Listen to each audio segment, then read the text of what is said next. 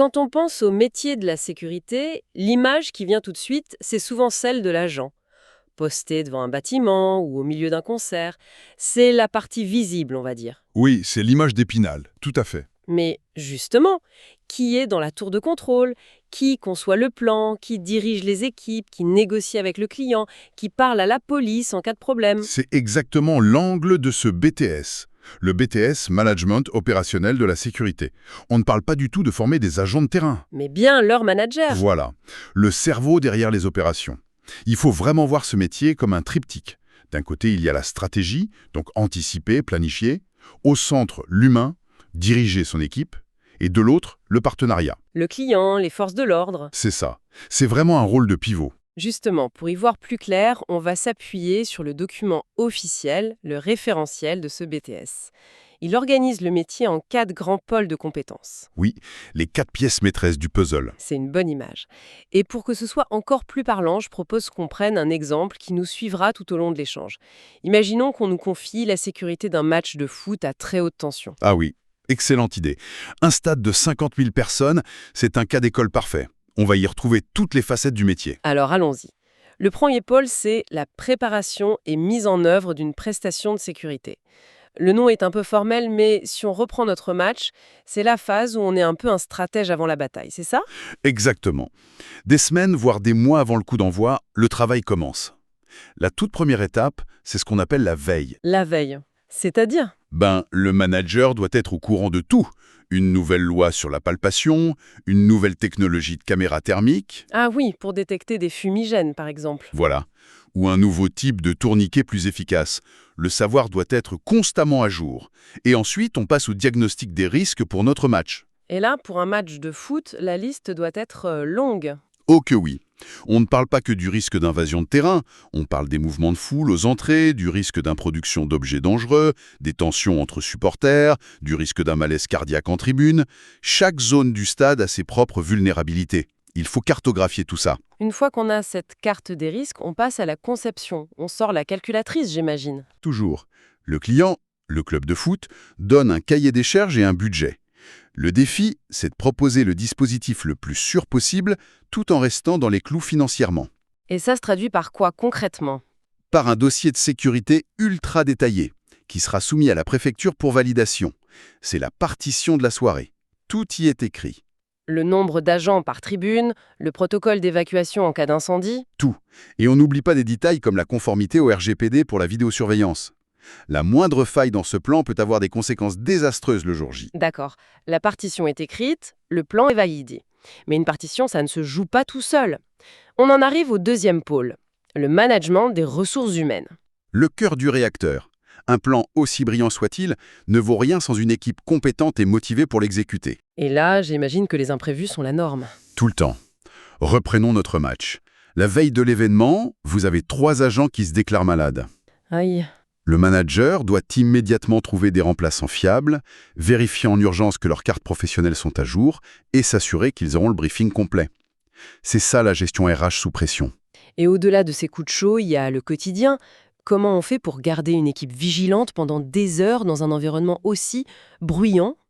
Par un management de proximité. Avant le match, le manager va réunir ses chefs de poste, donner des consignes claires, précises. Pendant le match, il ne reste pas dans son bureau. Il circule, il s'assure que ses équipes ont de l'eau, qu'elles peuvent prendre leur pause. On sent bien que ça dépasse le simple rôle de chef. Ah, mais complètement. C'est de ce soin que dépend la fiabilité du service. Un agent qui se sent respecté, soutenu, sera plus vigilant, plus professionnel.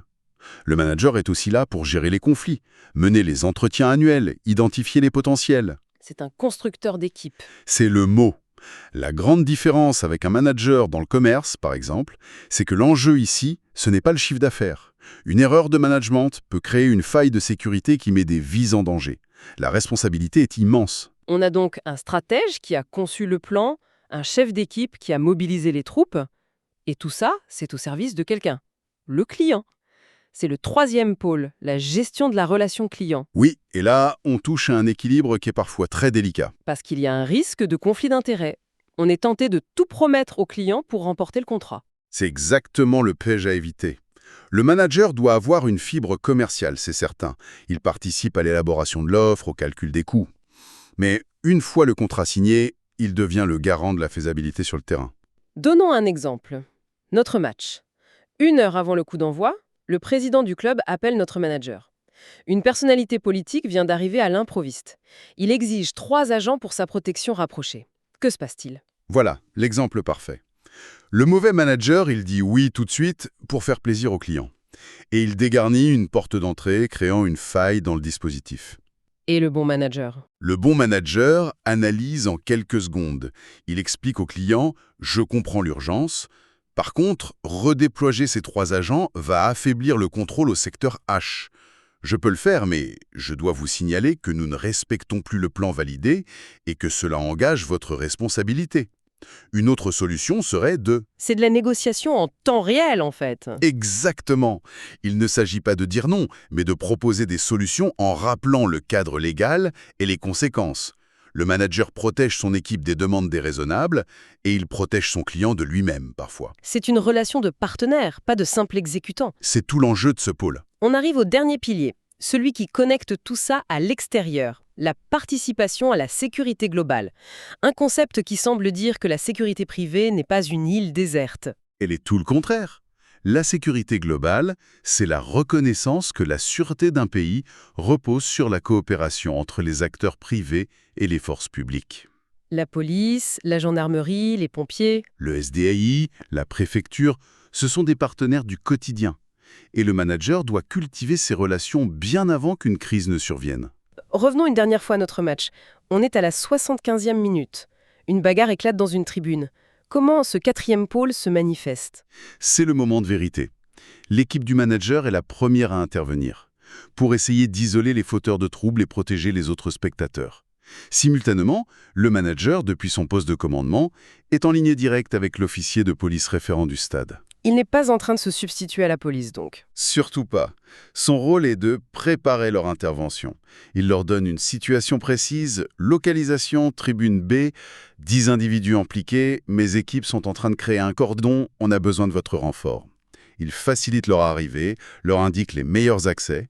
Il est le chef d'orchestre de la réponse à la crise. Il gère ce que vous appeliez le premier kilomètre de la crise. Précisément. Il contient, il informe et il assure une transmission parfaite aux forces publiques. Ces 4 piliers dessinent vraiment un métier incroyablement polyvalent. Pour maîtriser tout ça, qu'est-ce qu'on apprend d'autre durant les 2 ans de BTS? Eh bien, il y a les matières générales qui sont là pour construire la boîte à outils intellectuelle. La culture générale, par exemple, c'est fondamental pour rédiger un rapport clair ou argumenter face à un client. La langue vivante aussi, j'imagine. Indispensable, oui, mais la matière clé, c'est la CEJM, culture économique, juridique et managériale.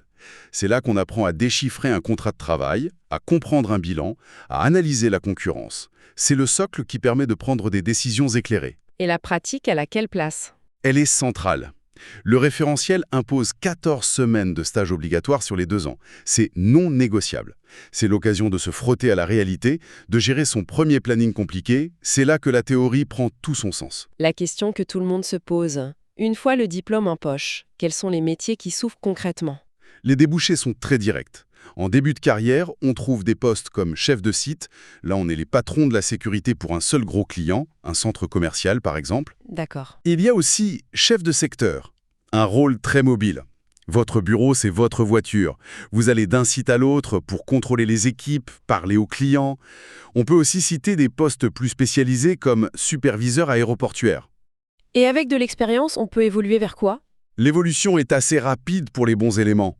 On peut devenir chef d'agence avec la gestion de plusieurs dizaines ou centaines d'agents et la responsabilité d'un centre de profit.